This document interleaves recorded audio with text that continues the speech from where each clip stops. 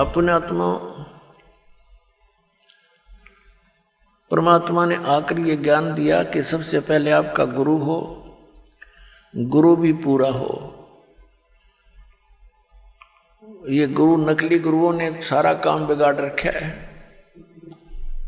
तो सूक्ष्म वेद में कहा कि गुरुआं गाम बिगाड़े, संतो गुरुओं गाम बिगाड़े, ऐसे कर्म जीव कला दिए, ईब जड़े नहीं जाड़े। ऐसे कर्मों से ये लिप्त कर दिए, अब इतना ज्ञान देने से भी वो उनसे हटने को तैयार नहीं, क्योंकि घना पुराना रंग हो गया। तो पुण्यात्माओं, परमात्मा जब यहाँ आए, छोटी से 5 वर्ष की आयु में ही वे अपना इस यथार्थ ज्ञान का प्रचार करने लग गए थे। उनके ज्ञान के सामने बड़े बड़े ऋषि, महर्षि, मंडलेश्वर सभी परास्त हो गए थे। लेकिन इस मन की ऐसी वृत्ति है, सच्चाई का ज्ञान हो जाता है, फिर भी वहां से हिलने को तैयार नहीं। एक बार ये दास नगर नगर में, शहरों में सत्संग करने लगे थे। भक्तों ने सब मिलकर के एक स्कीम बनाई थी। सन 2003 में हमारा एक एपिसोड तैयार किया गया था परिभाषा प्रभु की, और उस आस्था चैनल के ऊपर उसको चलाया गया था। वो 6 महीने चला था। ये सभी संत और पंथ बौखला गए। इन्होंने उस आस्था चैनल के मालिक को इतना दबाव दे दिया कि इस प्रोग्राम को बंद कर दे, नहीं तो हम अपने सभी प्रोग्राम वापस ले लेंगे। ये तो अंडरस्टूड है। ये जहां ये चलेगा उनका तो चल ही नहीं सकता, फिर कोई सुना है कोई नहीं उनने। तो उसने मजबूर होकर के हमारा प्रोग्राम बंद कर दिया। समस्या आई भी, परमात्मा का संदेश उसके बच्चों तक जाना था, निकाल के दूता ने टांग अड़ा दी। फिर नगर नगर में स्कीम बनाई, नगर नगर में जाकर प्रचार करें, पुस्तक बांटें और सीडी बना के दें। ये कार्यक्रम शुरू किया तो उसमें भी विरोध पैदा कर दिया। नगर नगर में फिर झगड़ा करने के लिए आने लगे। तो जब ये दास ये ज्ञान सुना रहा था, एक बहन आई एक नगर में, एक शहर में, और उस शहर में लोकल जो चैनल होते थे, लोकल जो जैसे केबल सिस्टम होता है, उस पर हम 15-20 दिन पहले सीडी चलवा देते थे उसको दे करके, ताकि शहर शहर के लोग ये परिचित हो जाएं कि हम क्या बताना चाहते हैं। तो उस बहन ने बताया कि मैं टीवी देख रही थी, जल्दी जल्दी चैनल बदल रही थी, संतों के सत्संग सुनने का मुझे बहुत शौक था। किसी का भी सत्संग सुनती थी, 5-4 मिनट के बाद सोचती थी दूसरे के वचन सुनती हूं, इसमें आनंद नहीं आया। तो ऐसे करते करते आपका ये प्रोग्राम मैंने देखा। एक बार शुरू हुआ तो 1 घंटे की सीडी थी। वो कहने लगी 1 घंटे तक मैं कभी देखूं, कभी मुझे गुस्सा आवे कि ये ब्रह्मा विष्णु महेश के बारे में क्या बोल रहा है, और जब प्रमाण दिखाए जा, क्योंकि मैं उनको पढ़ा करती थी, मुझे याद भी था और मेरे पास वो रखे भी थे। ऐसे करते करते वो सारा कुछ 15-20 दिन तक कंटिन्यूस वो प्रोग्राम देखा उसने। अब वो कहने लगी, जी ये सारा पता लग गया कि जो साधना मैं कर रही हूं ये यूजलेस है, लेकिन इन भगवानों में इतनी आस्था होगी, अब भी इनको त्यागने को दिल नहीं करता। बता, ऐसे रंग गए हम इस रंग में, ये पता लग गया कि इन भक्ति से कोई लाभ नहीं, और आजीवन कर ली, इसलिए उसमें ऐसे रंगे गए।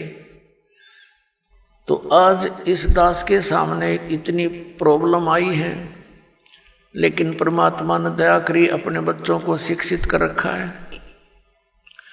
परमात्मा का कोई भी कार्य त्रुटि युक्त नहीं होता। परमेश्वर ने 600 वर्ष पहले अपनी प्यारी आत्मा धर्मदास जी से कह दिया था, क्योंकि धर्मदास बहुत दुखी हुआ। धर्मदास जी हिंदू धर्म में जन्मे थे, वैश्य कुल में जन्म था, बाणिया के घर में, बहुत बड़ा धनी परिवार था उसका, लेकिन भगवान की आस्था करी थी। श्री राम कृष्ण और शंकर भगवान की पूजा करता हुआ मथुरा के अंदर पहुंच गया। मथुरा के अंदर पहुंच गया अपने हिंदू गुरु जी के द्वारा दिए गए मार्गदर्शन आधार पर। उनके रूपदास नाम के गुरुजी थे। रूपदास जी ने उनको ये पढ़ाई पढ़ा रखी थी, रामकृष्ण के का जाप जपया कर, शंकर भगवान की पूजा पैरेलल करया करे। विष्णु जी इष्ट रूप में पूजने को बताया था, क्योंकि वो वैष्णव संत थे। अब जब परमात्मा वहां पहुंचे मथुरा के अंदर, धर्मदास जी एक तालाब में स्नान करके, जिसको मथुरा का तीर्थ बताते हैं कि श्री कृष्ण जी यहाँ नहाया करते थे, यहाँ खेला करते थे, उसमें स्नान करके वो बाहर निकला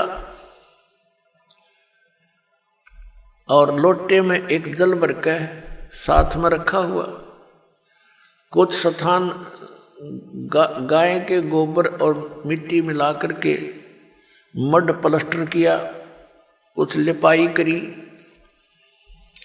और फिर उसके ऊपर अपने ठाकुर जी को, मूर्ति को, भगवान विष्णु की मूर्ति को रखकर एक थाली में उसको नवाया, कपड़े बदले, फिर उनकी आरती उतारी, जैसा भी वो क्रिया करते हैं कर्मकांड के अंदर। वो ऐसी अपने नित्य नियम कर रहा था।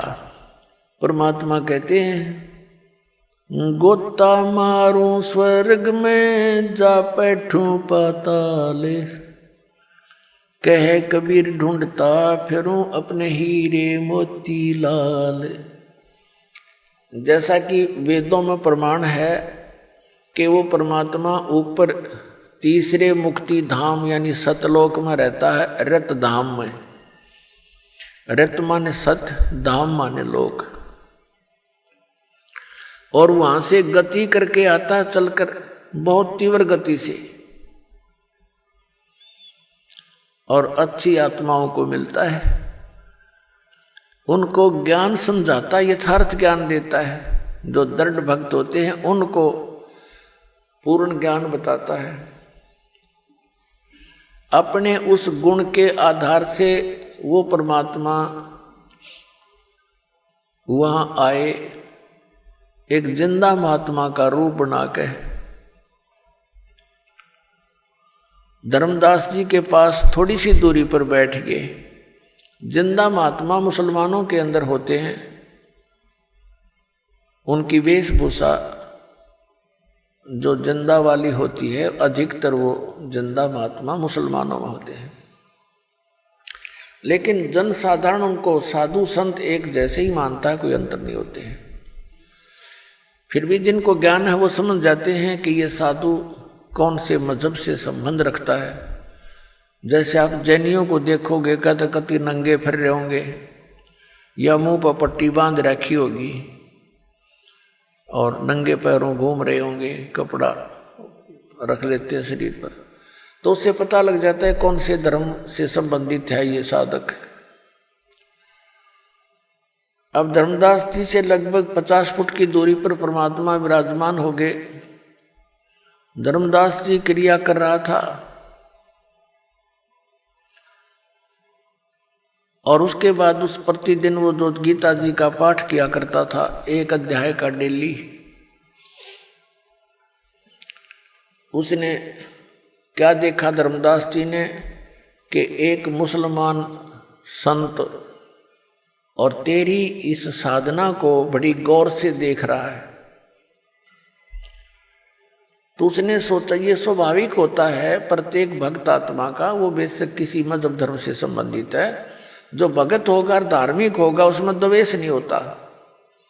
द्वेष और हमारे अंदर ये झगड़े की व्यवस्था ये नकली गुरु ही कराया करते हैं। तो प्रत्येक की ये लगन होती है, इच्छा होती है कि मेरे वाला ज्ञान सही है और इसको अपने वाला ज्ञान बता दूं, इसका भी कल्याण हो। उद्देश्य यही होता है एक दूसरे को ये कहने का कि आपका भक्ति मार्ग ठीक नहीं है, और कोई शत्रु भाव से थोड़ा ही कहा जाता है। तो धर्मदास जी ने ये सोचा कि भाई ये मुसलमान फकीर और हमारी हिंदू धर्म की भक्ति को बहुत लाइक कर रहा है, बड़ा पसंद किए हुए। तो उसने इस दृष्टिकोण से श्रीमद् भगवत गीता अध्याय नंबर 7 का पाठ करने लगा ऊंचे ऊंचे स्वर से, और जैसा भी अनुवाद उसको प्राप्त था अनुवाद भी साथ कर रहा है। जब उसने अपना सारा क्रियाक्रम कर ली तो परमात्मा निकट आकर बैठ गए। जब ये देख लिया कि ये जो धर्मदास है वो तो अंतर्यामी थे, जानते थे इसकी क्या इच्छा है, क्या किस कारण से ये ऐसी ऊंची ऊंचे स्वर में गीता जी का पाठ कर रहा है। वो जान गए थे कि ये कुछ और बताना चाहता है।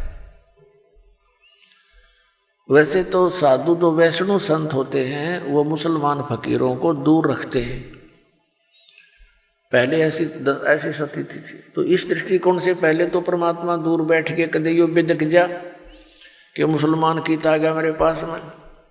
फिर जब देखा कि ये कुछ बताना चाहता है तो निकट आ गए, उसे थोड़ी सी दूरी पर बैठ गए और इस आव भाव से बैठ गए कि जैसे कुछ जानना चाह रहे हो, लेकिन वो आए थे कुछ जनाने के लिए। फिर धर्मदास जी ने सोचा ये तो बड़ा गौर से सुन रहा है, उसने 8वां अध्याय फिर शुरू कर दिया, वो भी सुना दिया। अब कुछ जब उसने अपनी सारी क्रिया कर ली, जो परमात्मा ने कहा कि हे महात्मा जी